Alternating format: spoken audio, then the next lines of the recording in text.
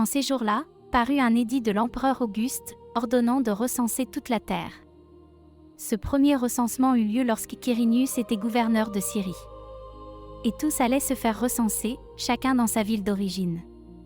Joseph, lui aussi, monta de Galilée, depuis la ville de Nazareth, vers la Judée, jusqu'à la ville de David appelée Bethléem. Il était en effet de la maison et de la lignée de David. Il venait se faire recenser avec Marie, qui lui avait été accordée en mariage et qui était enceinte. Or, pendant qu'ils étaient là, le temps où elle devait enfanter fut accompli.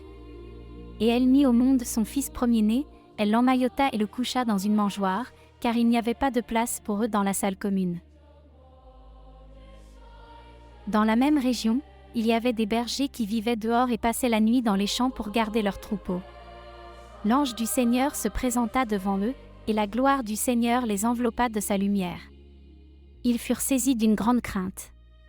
Alors l'ange leur dit : Ne craignez pas, car voici que je vous annonce une bonne nouvelle, qui sera une grande joie pour tout le peuple. Aujourd'hui, dans la ville de David, vous est né un Sauveur qui est le Christ, le Seigneur. Et voici le signe qui vous est donné, vous trouverez un nouveau-né emmailloté et couché dans une mangeoire. Et soudain, il y eut avec l'ange une troupe céleste innombrable, qui louait Dieu en disant : Gloire à Dieu au plus haut des cieux. Et paix sur la terre aux hommes qu'il aime. Lorsque les anges eurent quitté les bergers pour le ciel, ceux-ci se disaient entre eux : Allons jusqu'à Bethléem pour voir ce qui est arrivé, l'événement que le Seigneur nous a fait connaître. Ils se hâtèrent d'y aller, et ils découvrirent Marie et Joseph, avec le nouveau-né couché dans la mangeoire. Après avoir vu, ils racontèrent ce qui leur avait été annoncé au sujet de cet enfant. Et tous ceux qui entendirent s'étonnaient de ce que leur racontaient les bergers.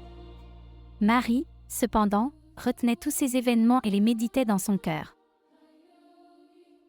Les bergers repartirent, ils glorifiaient et louaient Dieu pour tout ce qu'ils avaient entendu et vu, selon ce qui leur avait été annoncé. Quand fut arrivé le 8e jour, celui de la circoncision, l'enfant reçut le nom de Jésus, le nom que l'ange lui avait donné avant sa conception.